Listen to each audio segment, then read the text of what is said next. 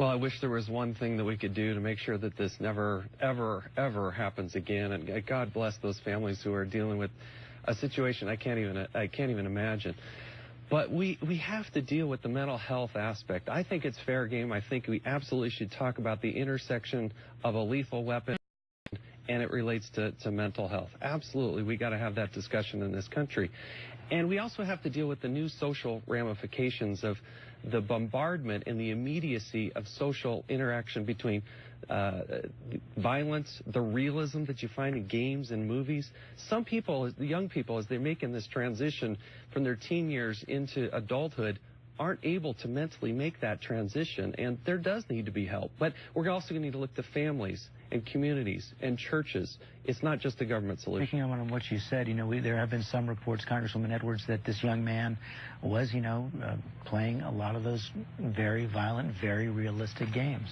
Well, I think that, there are multiple things that we have to do here and use this circumstance of the tragedy in Newtown to create both policy solutions but also cultural solutions. I think that it is true, we have to rebuild or build a fabric for mental health services, especially for young people, to give parents the resources that they need and wrap our hands that this community will need and the surviving families and children. But we've got to get the guns. We just do. There were assault weapons used here, weapons that are used by military and law enforcement. And it seems to me that there can be a bright line for removing those kinds of weapons.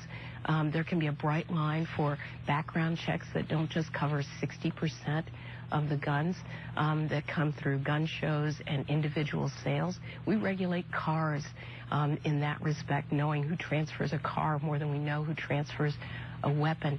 There are real things that we can do, and we have an obligation to it. And if this doesn't call us to action, George, I don't know what will. And then that's one of the questions we're going to find out an answer to soon, I suppose. But George, about on that point exactly, kind of striking. You read in the 24 hours after this that a very similar incident happened in China. A man in an elementary school with a knife, not an assault weapon, almost 24 kids injured but not killed. In 1996, a man went into a gym class in Scotland, killed 16 5- and 6-year-olds and the teacher. A few years ago in Norway, a young, deranged young man killed, 69 people on an island, mostly teenagers. Connecticut has among the toughest gun laws in this country. Didn't help. Scotland and Norway have very tough gun laws. Didn't help. So it didn't stop, but it does lessen the occasion of violence, doesn't it? Yes, since Columbine, there have been 181 of these school shootings. We did have a ban on assault weapons. When we put the ban in place, these incidents did not really decline in a measurable way, and when we took it off, they didn't increase in a measurable way. There were 5 guns in that house. The shooter chose 2 semi-automatic pistols and 1 semi-automatic rifle. He did not choose the 2 deer hunting rifles. It seems to me that the Congresswoman is absolutely right. There is a bright line here that we should be able to, to hunt, hunters should be able to go about their sport, but there's no need to hunt with a semi-automatic rifle. There's none. Congressman? Well, look, I'm a concealed carry permit holder. I own a Glock 23. I've got a shotgun. I'm not the person you need to worry about, and there are millions of Americans who deal with this properly. It's our Second Amendment right to do so. But we have to look at the mental health access so is there that these people right have. Any kind of weapon, any capacity? No, there are weapon? prohibitions on lots of... The gun rules are very stringent.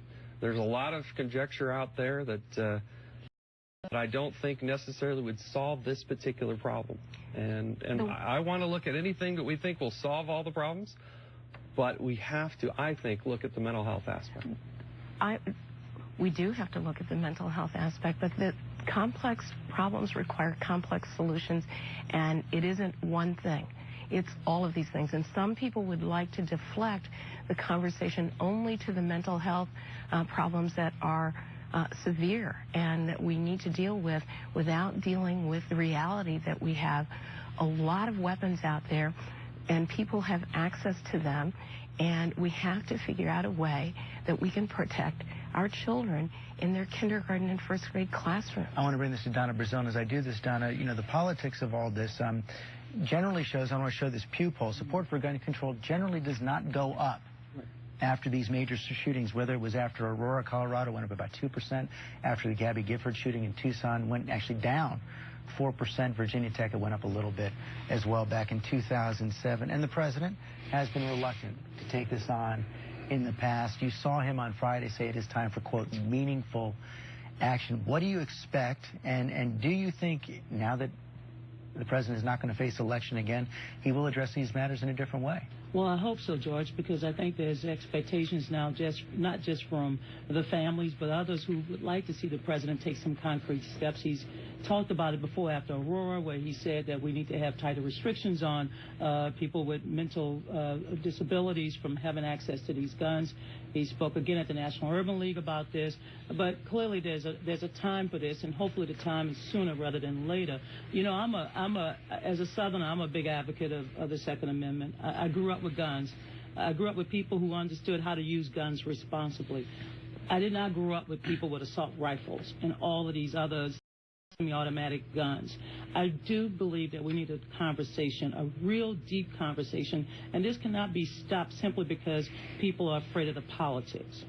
You also grew up to be the campaign manager of Al Gore, who lost the home state of Tennessee. The myth is, at least in part, because he supported gun control. This is a political, not a jurisprudential problem.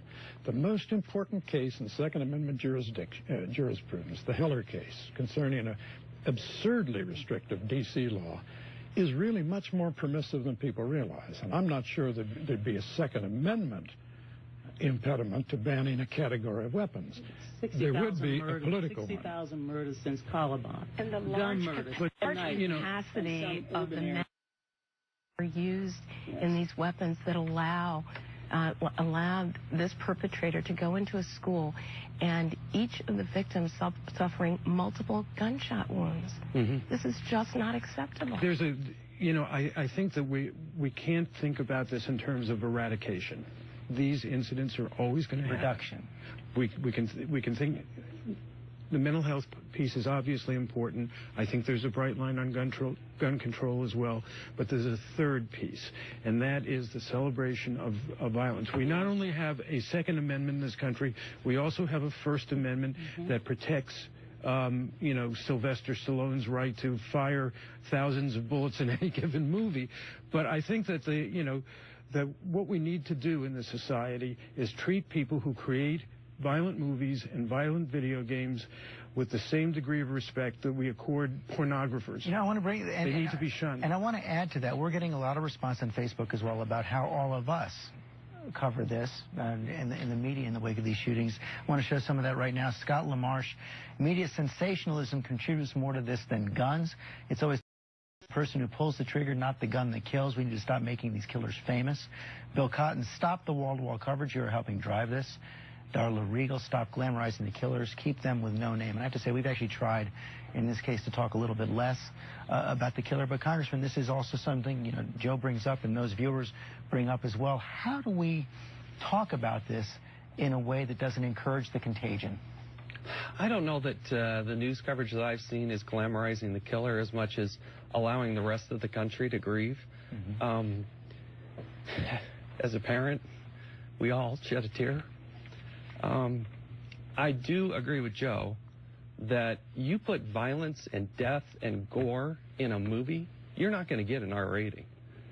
Mm-hmm. You do something else, okay, but I got to tell you, I think the movie ratings are terribly misleading when it comes to violence, death, gore, and glamorizing.